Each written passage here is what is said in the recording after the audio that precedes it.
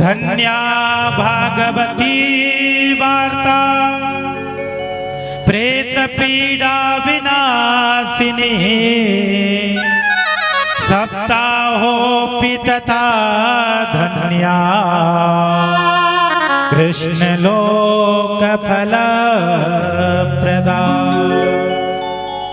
सभी लोग कहने लगे भैया धन्य है भागवत के लिए, धन्य है, ऐसी भागवत धन्य है। इस प्रकार से वहीं पर भगवान भी प्रकट हो गए और गौकर्ण जी से कहने लगे गौकर्ण तू तो साक्षात मेरा ही स्वरूप हो गया, कितने लोगों के लिए तुमने वैकुंठ को पहुंचा दिया। अयोध्या वासिना सर्वे यथा रामेण संगता तथा कृष्णेन ये नीता गोलोकम योग दुर्लभम।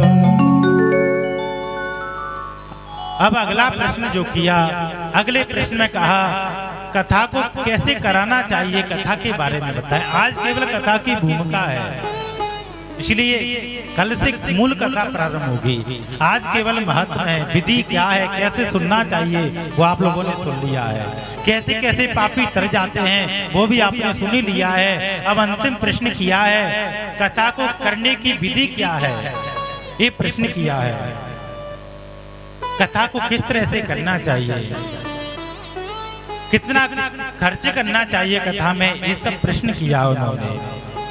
तभी सूची कहने लगे ऋषभर आप ध्यान से सुनिए, कथा को कभी भी कंजूसी में नहीं करना चाहिए। कथा को उस तरह से करना चाहिए जिस प्रकार हम हमारी कन्या का विवाह करते हैं, बड़ी ही धूमधाम से उत्सव के साथ हम अपनी बेटी का विवाह करते हैं, उसी प्रकार धूमधाम से भागवत की कथा को करना चाहिए। सबसे पहले किसी विद्वान ब्राह्मण के पास जाएं, सुंदर मुहूर्त निकलवाएं, ब्राह्मण को निमंत्रण दें, जो कि यहाँ पर निमंत्रण भी मुझे देने गए थे, आप लोगों को बताया था, बड़ी विधान के साथ में निमंत्रण दे करके मुहूर्त निकलवाएं। इसके बाद में सुंदर कलश यात्रा आदि करवाएं। विवाहियाद्रसं वित्तम ताद्रसं परिकल्पयेत नवस्य असुनिर्भोजा मार्गशीर्षा शुचिर्नवा। बोले प्रभु कथा को सुनाने वाला कैसा होना चाहिए ये भी तो बताएं। तभी सूची कहने लगे कथा के सुनाने के बारे में, तभी फल मिलेगा। बोले कैसा होना चाहिए, भागवत में लिखा है विरक्तो वैष्णवो विप्रो वेद शास्त्र विशुद्धीकृता दृष्टांत कुशलो धीरा भक्ता कारे निर्प्रहा। कथा को सुनाने वाला विरक्त होना चाहिए, उसको संसार में कम रहे, संसार में भले ही रहे लेकिन संसार में कम रहे, नरियल की तरह। नरियल आप लोगों ने देखा होगा, नरियल का गोला जो होता है वो नरियल में तो रहता है, लेकिन जब सूख जाता है तो नरियल से रिश्ता खत्म कर देता है। तो कथा को कहने वाला सुनाने वाला विरक्त होना चाहिए। दूसरा है विरक्तो विप्रो, दूसरा है कथा कहने वाला विप्र यानी कि ब्राह्मण होना चाहिए। यदि आप ब्राह्मण के मुख से कथा को सुनोगे उसका अलग फल मिलेगा, यानी कि कथा को कहने वाला ब्राह्मण होना चाहिए। मैं इस मंच से नहीं कहूंगा क्योंकि लाइव चल रही है कथा, सभी के मोबाइलों पर जा रही है। आजकल आप लोग देख रहे हैं अन्य समाज वाले कुछ देवता भी आ रहे हैं, कुछ देवी भी आ रही है। आप लोग देवियों को लेकर के आते हैं, कथा को सुनते हैं, आप लोगों को पता फल मिलता है इसका मैं प्रमाण भी बताऊंगा। क्या माता सरस्वती विद्वान नहीं थी? सरस्वती की कृपा से सब कुछ होता है, बुद्धि की दात्री है, बुद्धि देने वाली है। क्या वो कथा को नहीं कह सकती? वो भी कथा कह सकती थी। पार्वती जी क्या विद्वान नहीं थी? वो भी कथा को कह सकती थी। लेकिन आप लोग ब्राह्मण से ही कथा को सुने, मेरा कहना ये है। विरक्तो वैष्णवो विप्रो वेद शास्त्र विशुद्धि के जिसने वेदों का शास्त्रों का अध्ययन किया है, जो संस्कृत सही बोलने वाले हैं, उसी से कथा को सुनो।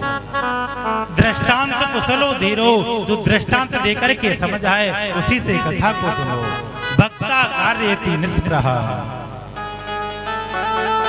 अगला प्रश्न किया हमें, ये बताएं कथा में कितना भोजन करें? क्या हम घी पी करके कथा को सुन सकते हैं? उन्होंने कहा हाँ, घी पी करके सुनते हैं। बोले कलयुग का समय आएगा, वहाँ घी नहीं मिलेगा, कुछ और उपाय बताएं। बोले आप दूध पीकर भी सुनते हैं। बोले कलयुग में दूध भी नहीं मिलेगा। तो बोले आप दोनों टाइम भोजन करके कथा को सुनते हैं, लेकिन शर्त एक ही है, कथा में मन लगना चाहिए। यदि कथा में ज्यादा रोटी खा करके बैठ गए तो फिर निद्रा देवी अवश्य आ जाते हैं। बोलो राधे राधे। कम भोजन ले, बने दोनों टाइम भोजन ले, वो कथा को सुने। भोजनम तो परम मन्ने कथा श्रवण कारकम नो उपवास वर प्रोक्ता कथा श्रवण करो यदि। इस प्रकार से स्वल्प आहार लेकर के कथा को सुनना चाहिए। और जो कथा कहने वाले हैं उनमें साक्षात सुखदेव जी का दर्शन करना चाहिए। ये नहीं कि हमारे ही बच्चे हैं तो फिर कथा दिमाग में नहीं घुसेगी। ये सोचेंगे हमारे बेटे हैं, पंडित जी घर के लिए हैं, पर कथा दिमाग में नहीं आएगी। कथा वाचक के प्रति गुरुत्व की भावना होना चाहिए।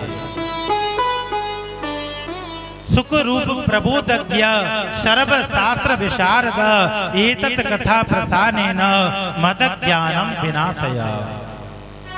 कथा का जब अंत हो तो सभी लोग कथा के अंत में कीर्तन करें बड़ी धूमधाम से। आज तो नहीं कह रहे, कल से नचाएंगे भी आपको बड़े धूमधाम से, उत्सव की तरह नाच गान करके कथा का विराम भी करना चाहिए। जैसे ही कथा का विराम की कहा,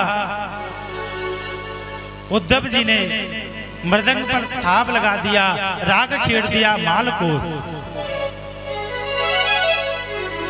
राग मालकोस छेड़ दिया। सुखदेव जी अपने मंद्र कंठ से श्लोक को ही गुनगुनाने लगे। अयोध्या वासिना सर्वे यथा पुरा में संगता तथा कृष्णेन ये नीता गोलोकम योगी दुर्लभ। संगीत पर राग छेड़ दिया मालकोस, और भक्ति देवी भी कथा में आ गई, बड़े धूमधाम से नाचने लगी। निकुंज में विराजे